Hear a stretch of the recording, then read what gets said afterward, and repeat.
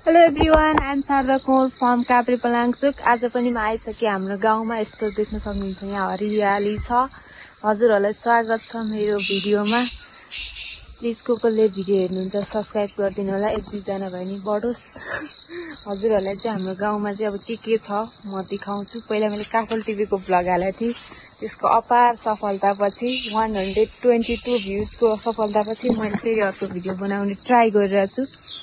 Video बनाउन आउँदैन, त्यही पनि म ट्राई गरिरहेको छु। गाउँमा आएको बेलामा मेमोरीको लागि भोलिपर्सि। आज चाहिँ म चाहिँ यहाँ हाम्रो बारीमा चाहिँ कति धेरै आँपहरू फलेको रहेछ त्यो देखाउँछु। अनि के छ म देखाउँछु। एक दुईवटा रोपाईको भ्लग पनि हाल्छु, प्लिज हेरिदिनु होला। Thank you so much. अहिले चाहिँ आइसकेँ म यहाँ मकै बारीमा। हाम्रो मकै बारी चाहिँ यहाँ आँप फलेको रहेछ। यहाँ बच्चाहरूले आँप झार्नको लागि सबै मकै बारी चाहिँ फाडिसकेछन्। यस्तो राम्रो भ्यू छ नि यहाँनिर। अगाडिपट्टि कुहिरो लागिरहेछ र यहाँनिर यस्तो दामी आँप फलेको रहेछ नि हाम्रो यहाँनिर बारीमा।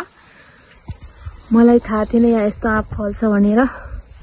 कसलाई आँप मनपर्छ भन्नु होला, म ल्याइदिन्छु अचार हाल्नको लागि। काँचो आँप यो चाहिँ सानो सानो फलेको रहेछ, धेरै अमिलो हुन्छ। यो पछि भदौतिर कि साउनतिर मात्रै पाक्छ अरे। हरियाली छ चारैतिर, कस्तो राम्रो रुखै रुख। मकै नै मकै। यो सब मकै बारी चाहिँ हाम्रो हो। मकै बारी दरेम के हो। म अब यसलाई झार्छु अनि अचार बनाउनको लागि लिएर जान्छु। गाई जुगा यहाँनिर त जुगा यहाँनिर यस्तो जुगा। ल कता जाउँ भनी बसिरहेको छ। मेरो खुट्टामा लागिरहेको थियो अघि। ल ल ल ल ल जा, मैले जुगालाई चाहिँ थालिदिइसकेँ। अब म जान्छु तलतिर हाम्रो घरतिर के छ। म भिजिट गराउँछु हाम्रो घर वरिपरिको इन्भाइरोमेन्ट। यो चाहिँ हाम्रो बाटो हो, गाडी आउँछ। त्यही पनि यस्तो बाटोमा नि हाम्रो गाडी आउँछ। पानीले सबै बगाइसक्यो, त्यही पनि गाडी आउँछ। कस्तो राम्रो नेचर छ रे, हरियाली। पारिपट्टि तलपट्टि हाम्रो घर हो।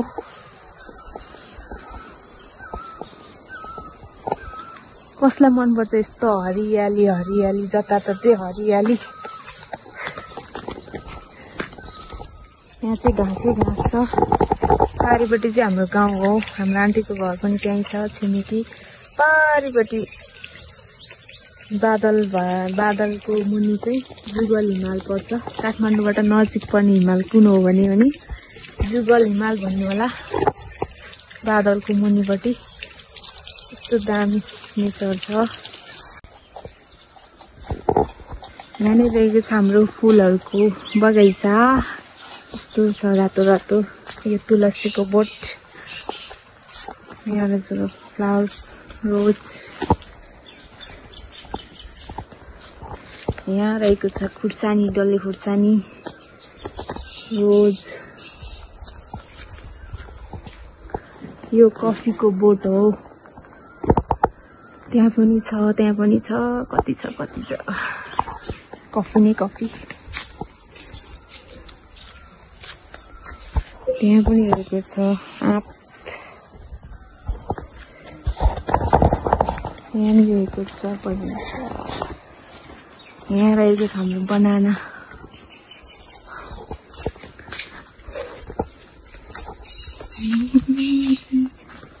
पारिपट्टिको चाहिँ हाम्रो खेत हो। त्यहाँ पनि रहेको छ बनाना। यस्तो दामीको रहेछ। Welcome back to the video. मेरो चाहिँ ड्युटी सुरु भइसकेको छ। बाख्रा हेर्नु।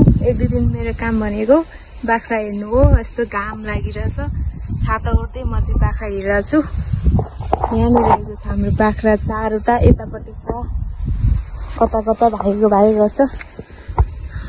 यस्तो राम्रो क्लियर वेदर छ।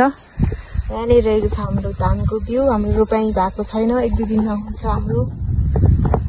तलसम्म हाम्रो आली काटेर राखेको छ। हाम्रो घर चाहिँ त्यहाँनिर छ। त्यो भुइँचालोले भत्काएपछि बनाएको घर हो यो चाहिँ। पारिपट्टि बादल मुनि चाहिँ जुगल हिमाल पर्छ। काठमाडौँबाट नजिक कुन हिमाल पर्छ भने जुगल हिमाल भन्नु होला।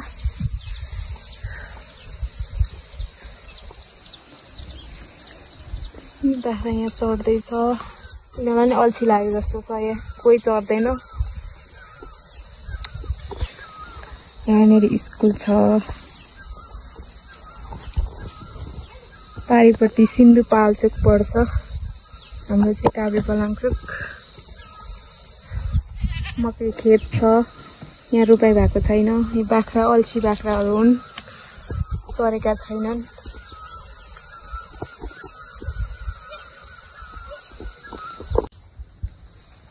गाइज मैले निङ्ग्रो पनि टिपिसकेँ। यति निङ्ग्रो चाहिँ यतापट्टि रहेछ यस्तो। यहाँ पनि छ। म टिप्छु। के भयो कता हो? यहाँ मैले देखेको थिएँ। यहाँनिर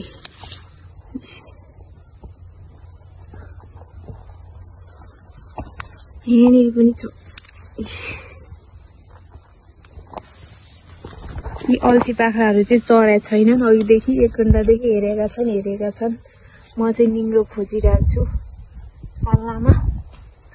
सर्पले चाहिँ मेरो अहिले सर्प आयो भने चाहिँ के हुने हो थाहा छैन। यहाँ पनि देखेको थिएँ मैले अघि। आइन रहेछ।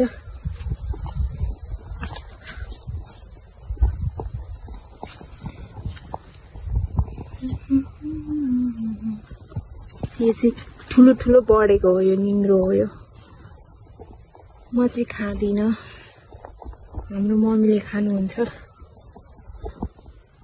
गाइज म तल आइसकेँ। म अघि माथि थिएँ। माथि मकैभन्दा तलपट्टि थिएँ म। यी बाख्रा हिँडेर तल आइपुगेँ। यहाँनिर चुर बाख्रा छन्। यो कालो हिँडेको हो नि। यहाँसम्म यो बाँझोदेखि माथिसम्म पुग्छ अब एकछिनमा। धन्न हाम्रै खेत भएर सबैतिर जहाँ गए पनि आफ्नै गाली गर्दैन मान्छेहरूले। कोही कराउने मात्रै, कोही हिँडे, कोही चढ्ने मात्रै। बाख्राको पनि अनेक प्रजाति हुने रहेछ। यहाँनिर छ धानको बिउ।